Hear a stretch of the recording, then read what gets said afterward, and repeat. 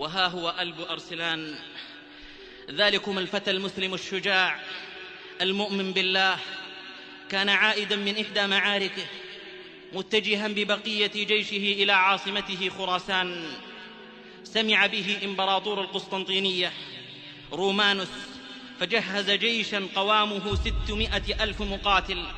والله ما جمعوا هذه الجموع إلا بقلوب ملؤها الخور والضعف والهون. جاء الخبر لأرسلان ومعه 15,000 مقاتل في سبيل لا إله إلا الله. وانظروا ووازنوا بين الجيشين، 600,000 تقابل 15,000 مقاتل، بمعنى أن الواحد يقابل 400. هل هذه قوى جسدية؟ إنها قوى العقيدة وكفى يا أيها الأحبة. نظر هذا الرجل في جيشه، جيش منهك من القتال، ما بين مصاب وما بين جريح، قد أنهكه السير الطويل. فكر وقدر ونظر في جيشه، أيترك هذا الجيش ليدخل بلاده ويعيث فيها الفساد، أم يجازف بهذا الجيش 15,000 مقابل 600,000؟ فكر قليلا ثم هزه الإيمان، وخرجت العقيدة لتبرز في مواقفها الحرجة. فدخل خيمته وخلع ملابسه وحنط جسده، ثم تكفن وخرج إلى الجيش وخطبهم قائلا: إن الإسلام اليوم في خطر، وإن المسلمين كذلك، وإني لأخشى أن يقضى على لا إله إلا الله من الوجود.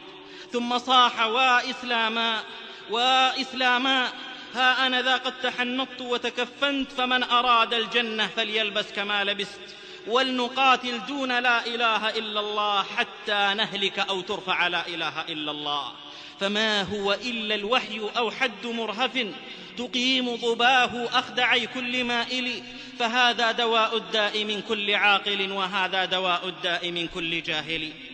وما هي إلا ساعة ويتكفن الجيش الإسلامي كله، وتفوح رائحة الحنوط، وتهب رياح الجنة، وتدوي السماوات بصيحات: الله أكبر، يا خيل الله اثبتي، يا خيل الله اركبي، لا إله إلا الله. هل سمعتم بجيش مكفن؟ هل سمعتم بجيش لبس ثياب حشره قبل أن يدخل المعركة؟ هل شممتم رائحة حنوط 15,000 مسلم في آن واحد؟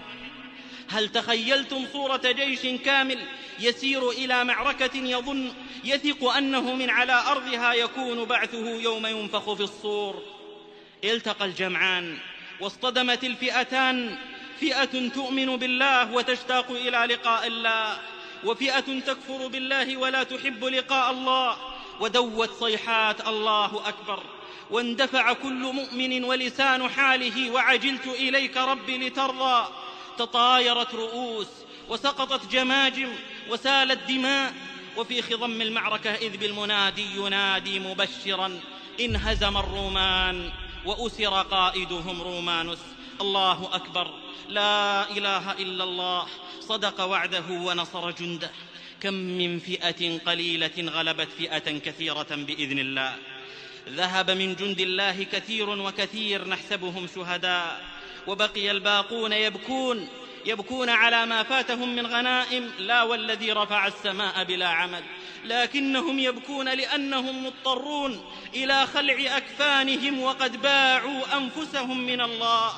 أما القائد المسلم فبكى طويلا وحمد الله حمدا كثيرا، وبقي يجاهد حتى لقي الله بعقيدة لا يقف في وجهها أي قوة. ويوم حلت به سكرات الموت كان يقول: آمال لم تنل، وحوائج لم تقضى، وأنفس تموت بحسراتها. كان يتمنى أن يموت تحت ظلال السيوف، ولكن شاء الله له أن يموت على الفراش. إن العقيدة في قلوب رجالها من ذرة أقوى وألف مهند. إن العقيدة في قلوب رجالها من ذرة أقوى وألف مهند.